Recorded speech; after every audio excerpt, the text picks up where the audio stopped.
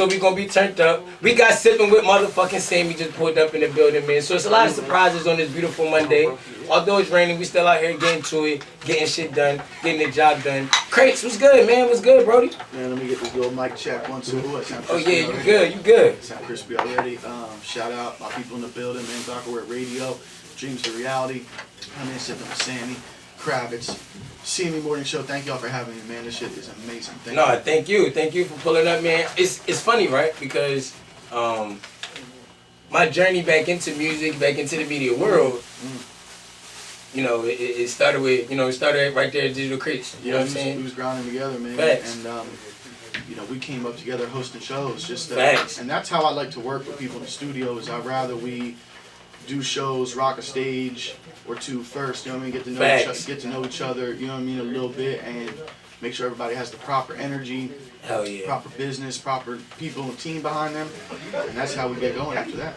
Hell yeah. So let's talk about just the last year. Yeah. Right? Oh man. Crazy. It's a total 180. Yeah. You know what I'm saying? Wow. You started Whoa. in the you started in the one room down there in the building.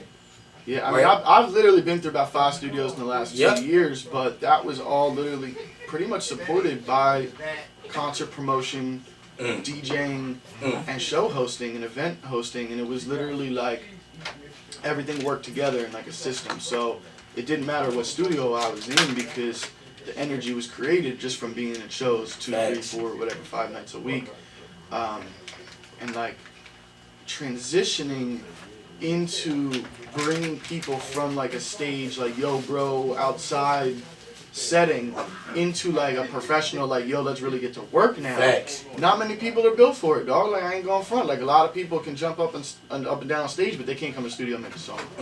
And vice versa. So I look for people that kind of do it all, and that's kind of like why we really started grinding and why I grind with certain people, because they might not need me in their lives, I might not need y'all, but together we all add value. Facts. Damn, that's powerful. Yeah. You may not need me, I may not need you, but together. Yeah, it makes the relationship better. It's not like necessary to link up, but it's better that we do because we as a region are fighting against other regions. So it's not like Philly versus everybody. It's literally Connecticut down to Maryland. Facts. We're a whole region, you know what I mean? So the more of us move together, like the more we're gonna win. So coming from hosting shows, right? You taught me a lot about stage presence. You know what I'm saying? How to really get engaged with the crowd, because a lot of people DJ, a lot of people host, but a lot of people don't engage with the crowd. Yeah. Right? So they just up there, they get a check, they say what they say, introduce, get off stage, whatever the case may be. But it literally been shows where Crates, he's got on the mask. You know what I'm saying? Yeah, he's jumping up and down. I look at it like literally like the Oscars, like Ellen, like I'm gonna do outfit changes and all that. Yeah, man.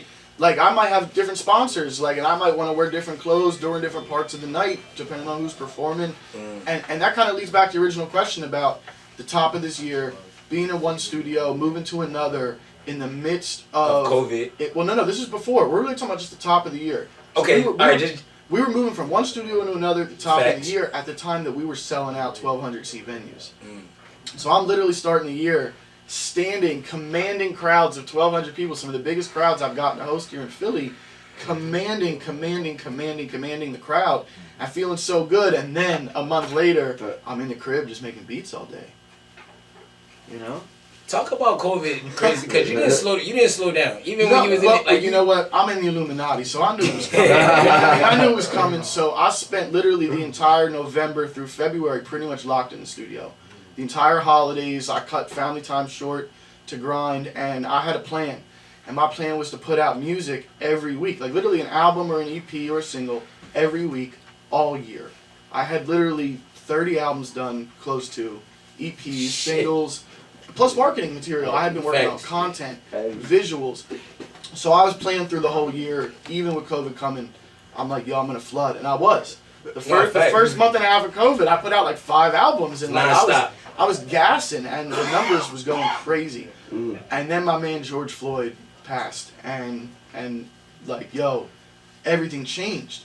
And all this music that I had that was like happy-go-lucky, keeping people popping during quarantine, like I couldn't put it out anymore. Talk about another 180 in the middle of the year. All this music I had worked on and stocked up on, now I couldn't use. Because like, who the heck wants to turn up and dance and party in their crib in the middle of a civil rights movement? No, fact. This was really serious. So I started moving my energy more into charity, more into awareness. Even with my media and PR work, I was shifting from doing music and movie and media coverage to just doing news and impactful stuff that mattered, different charities, different organizations, and it was literally months of that, of banging my head against the wall, thinking like, well, how do we come back from this? And that's kind of what I'm here today to talk about, is the comeback, because I feel like now we're there. You know what I mean? Facts, 100%. We're at a point where even if they want to shut us down again, it's not going to happen. Rest in peace to everybody we lost this year. It was crazy. But I feel like now it's time for us to kind of like put some of the fear aside and start putting stock back in ourselves. Facts. Let's get right into it, man. Let's talk. Oh, all right, look. Can we do the announcement now or you want to do it later? We'll start with the first announcement, right? Let's start. So with you got a ton of them. So like, I got 3. So with everything said, I'm gonna drop a single this Friday. I'm gonna get back to putting out music the way I know how, but I'm not gonna just put out any fluff, no foo-foo, no fugazi. Everything's gonna have a message. Everything is gonna have a meaning. Everything's gonna be relevant to what's going on in the world right now. Black Lives Matter a lot. Women's rights matter a lot. Animal rights matter. I'm a big supporter of animal rescue. We're in a problem right now where there's like more homeless animals because of this pandemic and people who can't afford to keep their pets. The shelters are like stocked to the gills. You know what I mean? So like, I'm all about giving back right now. And the way it starts is with community, right? So I'm dropping this single, and the single's pretty much an homage to the community. It's like I'm paying respect in the single to Philadelphia, to our community. It's like almost like I'm doing charity in this song. I like that. Yeah, it's like, yo, I'm giving back. Like, I want people to hear this song and be like, yo, this is Philly. This is what it sounds like here. Like when you're driving down Broad Street and you're driving down Old York, we're right here on Old York Road. Like, this is what it sounds like. This is what the train on L sounds like. Did you send me that? Yeah. Oh, I was about to say, it better be one of the joints. It's right. It's right. You got me all excited. I'm like, I gotta wait till Friday. We're gonna premiere it right now. That's what we're gonna do. First announcement. So yeah, for those who don't know, I go by Digital Crates. You can follow me at Digital Crates. DIGITALCRATES on all platforms. Please check me out on Spotify. I got a ton of music. I don't care about social media that much anymore. I don't care about Instagram, the numbers, any of that. Just listen to the music, because that's what really matters. You don't need to see no pictures of me, no videos, although I do got all that content. A lot of behind-the-scenes studio stuff, but this is what's important, is this music. So this is my new single right here. We're going to premiere it right now. Shout out to my homegirl Miranda, who's singing. We wrote the song together, 170. 170? Gotcha. Yeah, and the song is called Hometown. Yeah, shout out to Eurovision, this Will Ferrell movie. Like, I saw this summer, there was a song called Hometown in the movie, and I was just like, yo, like, I gotta make a song for Philly. That was like one of those moments when I saw that movie a couple months ago, and I was like, yo, I gotta do something for Philly. No, facts. You know what I mean? Like, so this is part 1 of the announcement right here, my new single. Shout out to the CME Morning Show. This is a world premiere. Hey, Took, can we get a world premiere or something? One of them. But look, let's get into it, man. You already know Digital Crates, man. Let's go. Legendary, man. Legendary. Tune in. Listen to the music. CME Morning Show!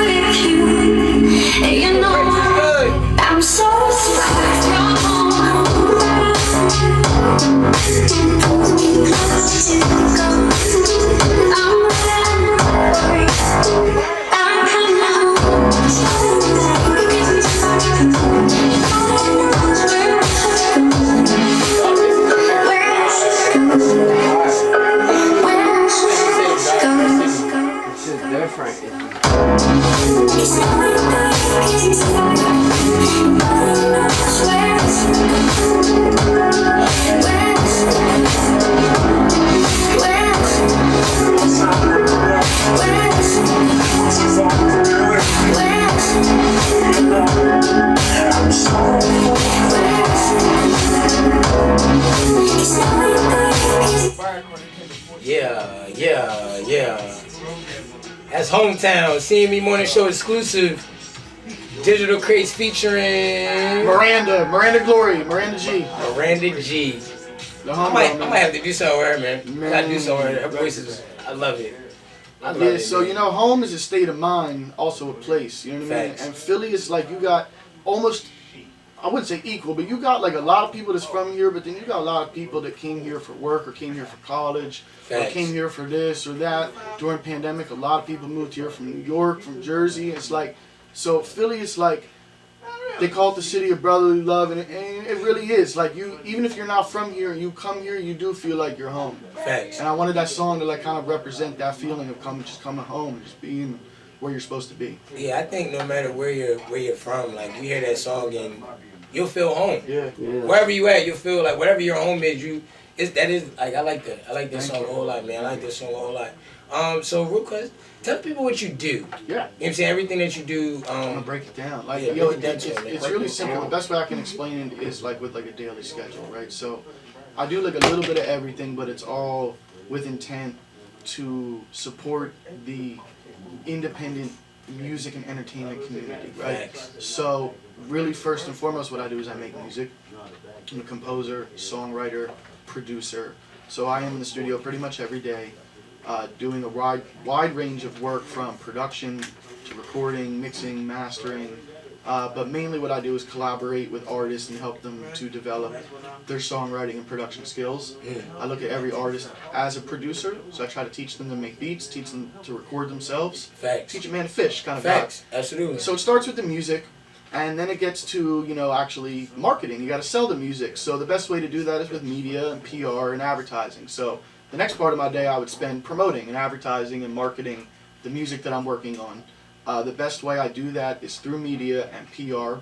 I work with a bunch of brands, mainly hiphopsince1987.com and a few other big independent networks that help artists on the come up to get to that higher level. Thanks. And then the third thing would be anything related to events and concert promotion, whether it be just promoting and booking or actually hosting and DJing.